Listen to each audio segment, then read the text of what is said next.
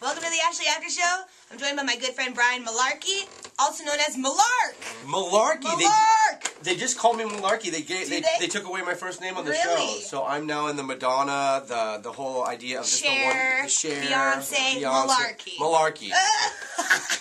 So this is so crazy. So last night I'm on my DVR and I'm checking out my shows for this week, making sure I'm all segged up because I'm obsessed with TV. And I'm like, oh, the premiere of The Taste is on. You know, it's on tonight. I'm like, yes, I can't wait. I love cooking shows. And then I find out we have Brian Malarkey on this morning. He's going to be a judge on The Taste tonight on ABC. I don't know. I'm like, I don't what? know. I don't know what happened. It's crazy. What?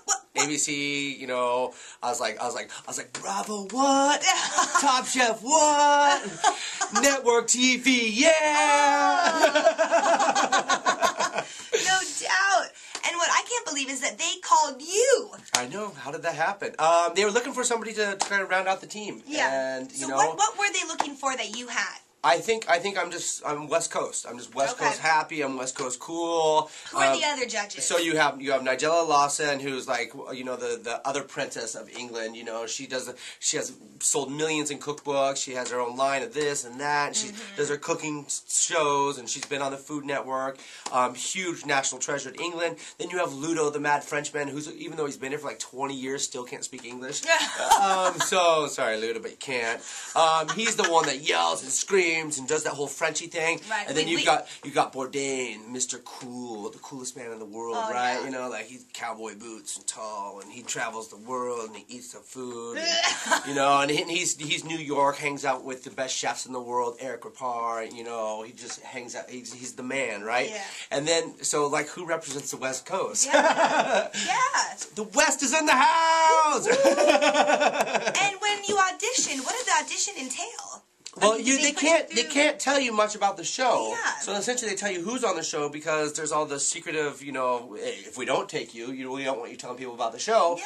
So they're pretty much going, what do you think of Bourdain, and what do you think about this, and do you think you could get in there and mentor people and stuff like that? Okay. And I walked in there with just brass balls That's clanging, what you gotta do. just clanging, just what like you gotta do. I said, boom. You know, he almost kicked me off Top Chef. He has one coming. You know, boom, boom, boom. Who, Bourdain? Yeah. Oh, and now is there a little rivalry there? Is there a little? You know, there was until I read the opening day sheet that says, you know, who's who and who's directing, who's producing, who's what, and he's executive producer. And I was like, oh, shut it down.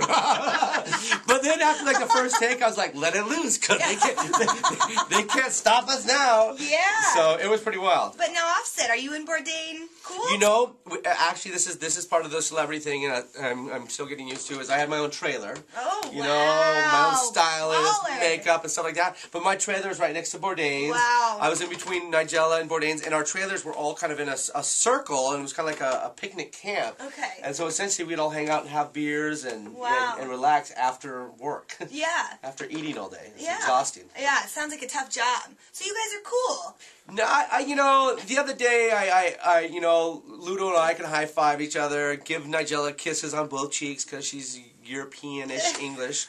But Bourdain and I are stern handshake still. Yeah, Still not going to dinner anytime soon. Sure. But I think that makes it more compelling to watch. I gave him a really great bottle of whiskey just the other day during our press tour, and he was very thankful. Yeah, that's cool. Good move. And then we drank it. Yeah. Good move, Malarkey. Good move. So real quick, just in case you missed the podcast or this morning listening, tell the viewer real quick what the show's about, because it's awesome. So what it is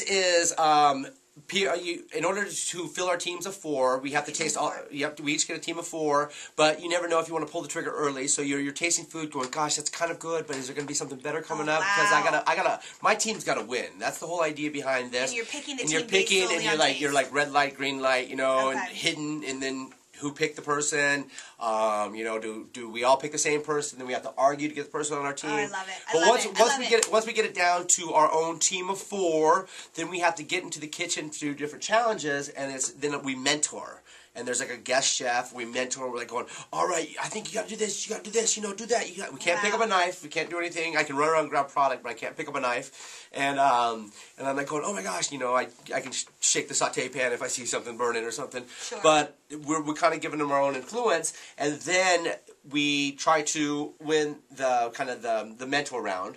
And then after the mentor round, whoever wins that gets, you know, their bonuses or whatever, and then we leave, and then they have to cook for us in the same style of what they just cooked, and then we have to taste it again, and essentially we're tasting blind again. We don't know if one of our team members made a dish that we deem as the worst dish of the day, so we can kick off our own person, and, you know, ideally, like, maybe I'm going for one of the strongest people on one of the other teams, or maybe I'm like going, oh my gosh, you know, it's what it is it's kind of true to food, because at the end of it you have to pick what is the best and what's the worst. It's a new concept. You know, with all the reality TV out there, the fact that this is a concept, and it's about food, which is my favorite thing in the world, but it's a concept no one's done yet, I freaking love. Well, what's crazy is I thought, you know, when I got cast on this, I was like, I'm very opinionated and stuff like that. I was like going, you know, I know you already have the set done, but I have these great designers. We come in here and, you know, make it kind of farm to table and make it really rustic and cool and we really, like, point on. I walk in and it is like one of those singing shows. This is like probably a $3 to $5 million stage set, 40 cameras rolling, pop-up doors, neon lights. This thing looks like a spaceship that's about to take off. It's actually, we filmed in the Howard Hughes hangar where they built the Spruce Goose and where they filmed Avatar and Iron Man. Yeah, so like our trailers were inside a building. It was like insanity. Not good for getting TV reception. But, and then our chairs don't swivel as well as they probably should have. Really? Maybe if we get another season, we can get better chairs. Wow.